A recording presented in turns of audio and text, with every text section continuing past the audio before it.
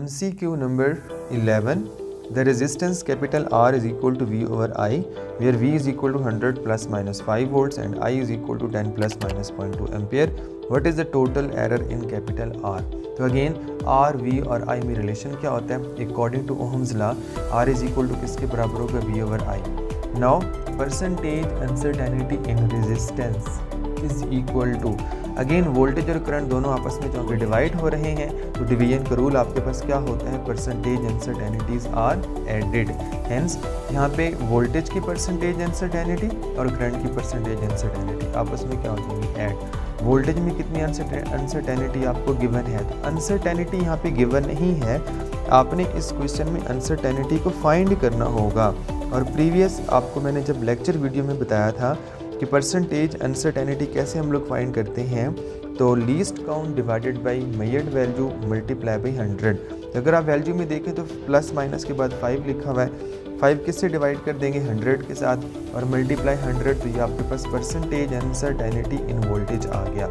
Now जो current के लिए लिखा हुई इन्फॉर्मेशन, तो प्लस माइनस के बाद 0.2 लिखा हुआ है, 0.2 डिवाइडेड बाई 10 मल्टीप्लाई बाई 100, तो यहाँ पे आपके पास परसेंटेज अनसर्टेनिटी आ गई। तो कुछ क्वेश्चंस में परसेंटेज अनसर्टेनिटी आपको गिवन होगी और कुछ क्वेश्चंस में परसेंटेज अनसर्टेनिटी आपको गिवन नहीं होती। ना हो तो फिर आप लोगों को फाइंड करना होगा। ना 5% प्लस 2%, आंसर आपके पास कितना हो गया? 7%। हेंस MCQ नंबर 11 में करेक्ट ऑप्शन कौन सा वाला है? सी।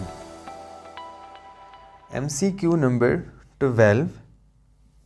If error in the measurement of the radius of the sphere is 1%, आपको रेडियस में परसेंटेज अनसर्टेनिटी गिवन है और आपने किस में यहाँ पे कैलकुलेट करना है? वॉल्यूम में percentage uncertainty. What will be the error in the measurement of the volume? तो सबसे पहले वॉल्यूम का रिलेशन क्या होगा? 4/3 पाई आर क्यूब। अच्छा, वॉल्यूम का रिलेशन कोई भी हो सकता है, वो डिपेंड करता है कि शेप आपके पास कौन सी वाली है, बट एक बात तय है कि वॉल्यूम में हमेशा आर क्यूब आएगा। जैसे एरिया में हमेशा आर का स्क्वायर आता है, सिमिलरली वॉल्यूम में हमेशा आर क्यूब आएगा। तो मैं लिख सकता हूँ जो मर्जी शेप का वॉल्यूम आप लोग ले लो, वॉल्यूम हमेशा किसके प्रोपोर्शनल होगा? आर के क्यूब के। बाकी 4/3 पाई ये सारे फैक्टर आपके पास कांस्टेंट होंगे। तो कांस्टेंट को तो वैसे भी हम लोग इग्नोर कर देते हैं जब हम लोग परसेंटेज अनसर्टेनिटी कैलकुलेट कर रहे होते हैं। Now the percentage uncertainty in volume is equal to radius की परसेंटेज अनसर्टेनिटी और किससे मल्टीप्लाई कर देंगे? 3 के साथ। नाउ 3 के साथ क्यों मल्टीप्लाई कर रहे हैं? According to the rule power आपके पास 3 है ना, तो हमेशा पावर जो है वो परसेंटेज अनसर्टेनिटी से मल्टीप्लाई हो जाती है। तो परसेंटेज अनसर्टेनिटी इन रेडियस आपको गिवन है 1%, किससे मल्टीप्लाई करेंगे? 3 के साथ। तो आंसर आपके पास कितना हो गया? 3%। हेंस MCQ नंबर 12 में कौन सा वाला आपके पास करेक्ट ऑप्शन है? Which is C. MCQ number 13 और यहाँ पे लिखा हुआ है the dimensions of universal gravitational constant are. तो सबसे पहले वो रिलेशन आप लोगों को आना चाहिए जहाँ पे ग्रेविटेशनल कांस्टेंट आता है F is equal to capital G capital M small m divided by R का स्क्वायर। यहाँ से आप लोग कैपिटल G को साइड पे कर लें, बाकी सबको रीअरेंज कर लें, तो ये रिजल्ट आपके पास आ गया। ना अगर आपने किसी क्वांटिटी की डायमेंशंस बनानी है तो पहले उन सारी क्वांटिटीज़ को in term of base units लिख लें। तो फोर्स के लिए क्या पुट करेंगे? किलोग्राम मीटर पर सेकेंड स्क्वायर, आर आपके पास मीटर स्क्वायर आ गया, किलोग्राम इंटू किलोग्राम। सिंप्लीफाई करेंगे तो आपके पास ये रिजल्ट आ गया। हेंस ग्रेविटेशनल कांस्टेंट की डायमेंशंस आपके पास क्या होंगी? m power -1, l power 3, t power -2।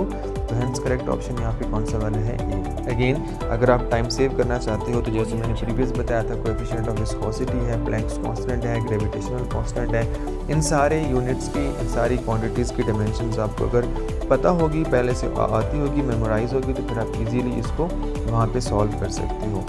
MCQ number 13 में कौन सा ऑप्शन करेक्ट है? ए।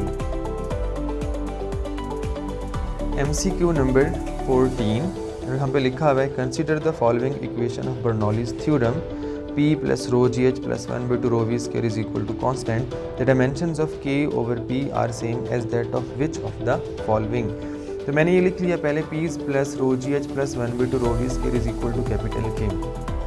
नाउ अगेन पहले भी मैंने बताया था जो फिजिक्स की सही वाली इक्वेशन होती है उसमें हर टर्म के यूनिट्स और डायमेंशन सेम होनी चाहिए। जैसे कि यहाँ पे P है तो इसकी डायमेंशंस रो GH की सेम होनी चाहिए। सिमिलरली 1/2 रो V स्क्वायर की डायमेंशन भी सेम होनी चाहिए, K की डायमेंशंस भी इन्हीं तीनों की सेम होनी चाहिए। Now according to the principle of homogeneity P हो गया, रो जी एच हो गया, 1/2 रो वी का स्क्वायर हो गया, कैपिटल के हो गया, इन सब की डायमेंशन सेम होंगी।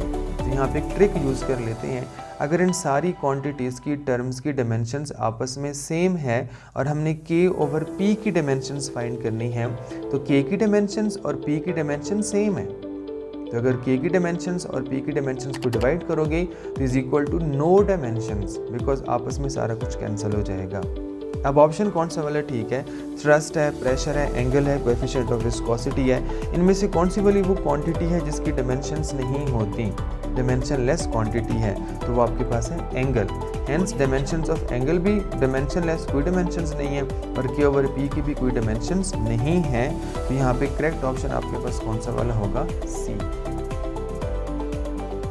MCQ number 15, which pair do not have equal dimensions? Energy and torque, force and impulse, angular momentum and Planck's constant, elastic modulus and pressure।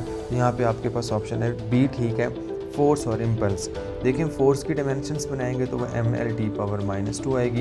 Impulse का relation force multiply by time होता है, यहाँ से mL/-1 आपके पास result आ जाएगा। तो force और impulse की डायमेंशन सेम नहीं होती। तो करेक्ट ऑप्शन आपके पास कौन सा वाला होगा? बी। अब यहाँ पे अगेन वो वाला पॉइंट आपके पास आ गया, वो सारी क्वांटिटीज़ जिनकी डायमेंशन सेम है आपको अगर याद होंगी तो फिर आप इजीली फाइंड कर सकते हो। जैसे एनर्जी और टॉर्क है, angular momentum and Planck's constant, elastic modulus and pressure, इन सब की डायमेंशन सेम होती हैं।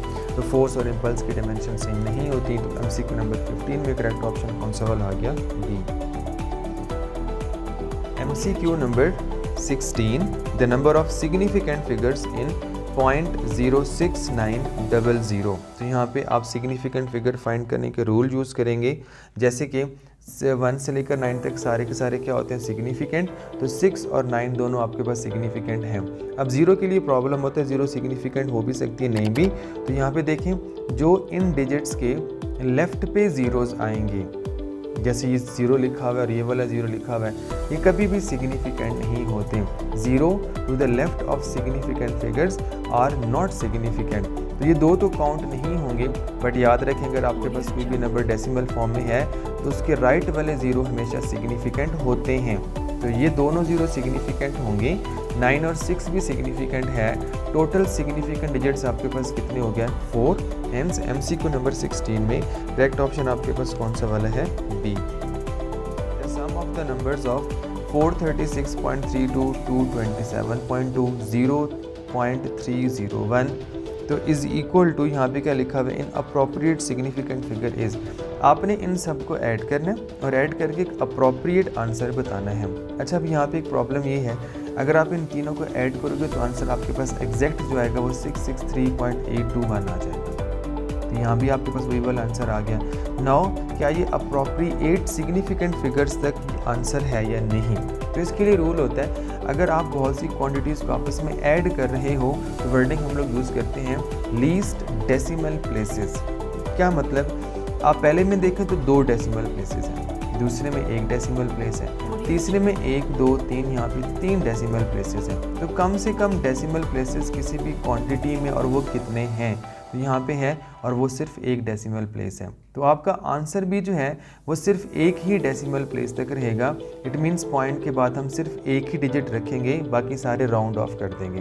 दोबारा बता रहा हूँ, लीस्ट डेसिमल प्लेसेस डिसाइड करते हैं कि आंसर में कितने डेसिमल प्लेसेस होने चाहिए। तो कम से कम यहाँ पे कितने हैं? 1। तो हमारे आंसर में भी सिर्फ 1 ही सिग्निफिकेंट फिगर होगा। तो आप 8 तक रखें, बाकी सारे राउंड ऑफ कर दें, तो आंसर आपके पास आ जाएगा 663.8। As least decimal places of the quantities that were added or subtracted is equal to 1. Similarly, point के बाद भी हमारे पास क्या होगा? सिर्फ 1 ही डिजिट होगा, 663.8। अच्छा, वहाँ पे कैलकुलेटर नहीं होता तो ये सारा आप लोग ऐड करते रहेंगे, टाइम कंज्यूम होगा। तो याद रखें, ऑप्शन में अगर आप गौर से देखें तो पहले ऑप्शन में लिखा हुआ है पॉइंट के बाद 3 डिजिट्स लिखे हुए, ये तो हो ही नहीं सकता। बी में देखें पॉइंट के बाद कोई डिजिट ही नहीं है, ये भी नहीं हो सकता। डी में देखें तो पॉइंट के बाद 2 डिजिट्स हैं, ये भी नहीं हो सकता। सी में देखें पॉइंट के बाद सिर्फ 1 ही डिजिट है। तो अगर आपको रूल का पता है तो आपको इनको ऐड नहीं करना पड़ेगा। आप फ़ौरन जाके ऑप्शंस में देखें कि कम से कम सिग्निफिकेंट कम से कम डेसिमल प्लेसेस कहाँ पे हैं। तो जैसे कि 1 तक आंसर आना चाहिए था, तो सी वो ऑप्शन है जहाँ पे आपके पास पॉइंट के बाद सिर्फ 1 ही डेसिमल प्लेस है। हेंस MCQ नंबर 17 में करेक्ट ऑप्शन कौन सा वाला होगा? सी। MCQ नंबर 18 और यहाँ पे लिखा हुआ है विच of the following measurements is the most precise, सबसे प्रीसाइज मेजरमेंट कौन सी वाली है? तो एक सिर्फ वर्ड अपने जहन में रख लें कि लीस्ट काउंट और जो प्रीसीजन है या प्रीसाइजमेंट है वो आपस में हमेशा क्या होते हैं? इन्वर्सली प्रोपोर्शनल होते हैं। तो बहुत सिंपल है, अगर आप लोग ऑप्शंस देखें तो एक रीडिंग किलोमीटर में है, एक सेंटीमीटर में है, एक मीटर में है और एक मिलीमीटर में है। तो आप ये देखें सबसे छोटी मेजरमेंट आपके पास कौन सी वाली है? तो वो आप मिलीमीटर में है, तो ये सबसे ज़्यादा प्रीसाइज होगी। जिसका लीस्ट काउंट जितना कम होगा उतनी वो ज़्यादा प्रीसाइज होती है। यहाँ पे क्या लिखा हुआ है?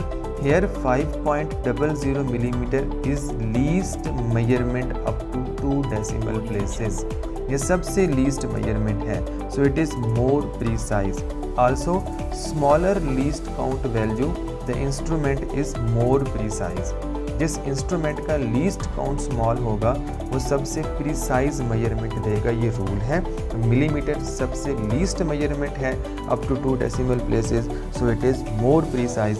MCQ नंबर 18 में कौन सा वाला ऑप्शन फिर ठीक होगा? The correct option is A. MCQ number 19 the mean length of an object is 5 centimetre, which of the following measurement is most accurate. तो आपको सबसे पहले लेंथ मिल गई 5 सेंटीमीटर। अब आपने ऑप्शंस दे के बताने कौन से वाले ऑप्शंस में रीडिंग है जो सबसे ज़्यादा एक्यूरेट है। तो इसका बहुत सिंपल मेथड है, आप ये देखें 5 सेंटीमीटर के सबसे ज़्यादा क्लोज वैल्यू कौन सी वाली है, तो वो सबसे ज़्यादा एक्यूरेट होगी। तो मैं क्या करता हूँ, यहाँ पे डिफरेंस ले लेता हूँ। del L1 मीन्स जो आपके पास पहला ऑप्शन है उसको 5 से माइनस कर दें तो 5 माइनस 4.9 इज इक्वल टू कितना हो गया? 0.1 सेंटीमीटर। del L2 दूसरे ऑप्शन में जो रीडिंग है उसका भी 5 से आप लोग डिफरेंस ले लो तो 5 माइनस 4.805 ये डिफरेंस आ गया। del L3 मीन्स जो थर्ड ऑप्शन में रीडिंग है उसका भी आप 5 से डिफरेंस ले लें कि वो कितना डिफरेंस आता है। del L4 मीन्स जो 4 ऑप्शन में वैल्यू गिवन है उसका भी आप लोग डिफरेंस ले लें। अब ये देखें सबसे कम डिफरेंस आपके पास कितना आ रहा है, तो ये 0.1 सेंटीमीटर है, ये 0.19295 है, 0.2 है, 0.4 है। तो सबसे कम जो डिफरेंस है वो आपके पास पहले ऑप्शन में जो मेजरमेंट है 4.9 उसका है। इट मीन्स 4.95 से सबसे ज़्यादा क्लोज है with respect to other options. Hence MCQ number 19 में करेक्ट ऑप्शन कौन सा वाला होगा? A. MCQ number 20 light year is the unit of velocity, time, intensity of light, distance. बस याद रख लें इसको, लाइट ईयर जो आपके पास है वो एक्चुअली डिस्टेंस का यूनिट होता है। तो लाइट ईयर की डेफिनेशन क्या होगी? Is the unit of distance. Now distance that light travels in 1 year, एक साल में लाइट जितना ट्रैवल करती रहेगी वो डिस्टेंस जो कवर करेगी उसको हम लोग 1 लाइट ईयर का नाम देंगे। तो 1 light year is equal to, याद रखें 9.4607 10⁻12 किलोमीटर आपके पास होता है। तो hence light year is the unit of distance. MCQ number 20 में कौन सा वाला आपके पास करेक्ट ऑप्शन है? डी। अच्छा, इसके अलावा कुछ और चीज़ें होती हैं जो नॉन SI यूनिट्स होती हैं, मतलब आप लोगों ने लेंथ के यूनिट्स जो हैं वो मीटर लिए हुए होते हैं, किलोमीटर आपके पास होते हैं, बट कुछ नॉन SI यूनिट्स भी होते हैं। फॉर एग्जांपल एंगस्ट्रम हो गया, फॉर एग्जांपल आपके पास लाइट ईयर आ जाता है, फेप्टो आपके पास आ जाता है, फर्मी आ जाता है, माइक्रोन आपके पास आ जाता है। तो आपको एंट्री टेस्ट प्रिपरेशन के लिए कुछ और यूनिट्स भी याद रखने होंगे, उन पर भी वैल्यूज़ आपको दी जा सकती हैं। हेंस MCQ नंबर 20 में कौन सा वाला ऑप्शन ठीक है? डी।